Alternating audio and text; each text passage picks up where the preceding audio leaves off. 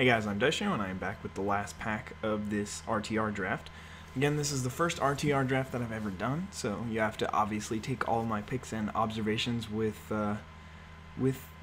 welcoming, not welcoming, I mean, I don't know. You basically have to understand that this is not exactly the most ideal draft, and that I might make some mistakes. But anyway, my pack here, I think I just basically snapped the Avenging Arrow up, which is fine, but I'm pretty sure there was a Towering Indrik in that last pack, and I think that would have been a lot better to take right there. I already have 2 Avenging Arrows, so this is my third, and I mean, it's an okay card, but green-white, you don't want to be running like 6 removal spells. You want to be running like some, well, and as many good removal spells as you can get, and then the rest of your instants and sorceries you want to be you want to have combat tricks, because obviously there's only a limited amount of instants and sorceries in your deck, and you want most of them to be combat tricks. But anyway, I pick up a Selesnya Charm Blast, and I really like Selesnya Charm. It's one of my favorites.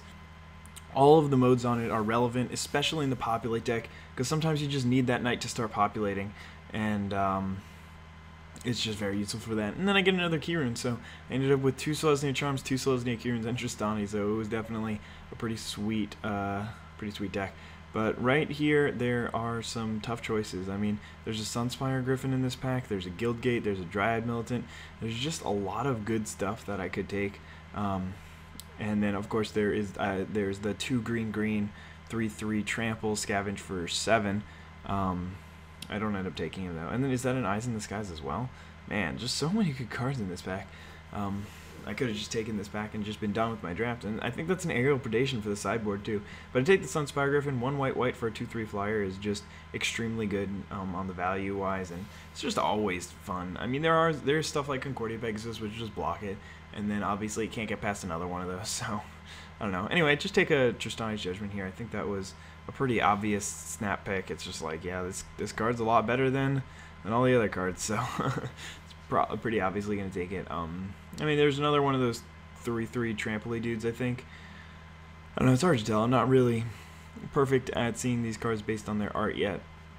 I mean, I recognize some of them, but not everything. And then there was also, it looks like a Giant Growth in this pack, which I could have taken, but I mean, I'd much rather take a removal spell than just a Giant Growth. So yeah, there we go. Tristani's Judgment, exile target creature, then populate. That card's really good, especially when you have a decent amount of populate. There was one point, well, actually, I'll just show you the draft game, so I won't even talk about it. But yeah, I like start looking at this pack, and man, I'm really sad. I go through the beginning, and I get to Centaur Healer, and I'm like, yes, I get to play a Centaur Healer in my deck.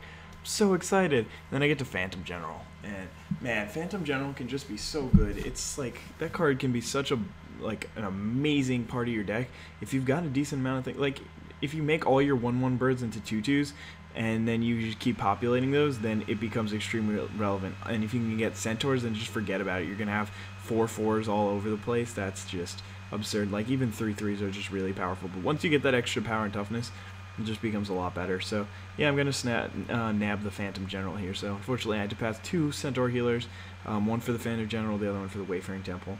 And, I mean, they're both pretty good cards, so I'm not upset about getting either of them, but I would have wished that I could have gotten like the Centaur Healer in this pack instead. But I don't know, I'm still fine with the Rootborn Defenses. It's a pretty good combat trick, and the fact that you can populate too just makes it even a better combat trick, and B, an easier way to get a card out of it. So when you're trying to put instants and sorceries in your deck, the one thing that you have to think about the most is how often am I going to be able to get a card's worth of value. So if you're playing something like Downsize, or, well, I mean, that's not such a great example, but if let's say you are playing something like Downsize, -4/-0, till the turn, Overload for -4/-0 for everyone, then a lot of the time, all it's going to do is going to be like, my opponent swings in for 4, and I downsize, or they swing in for 3 and I downsize, and I save a few life.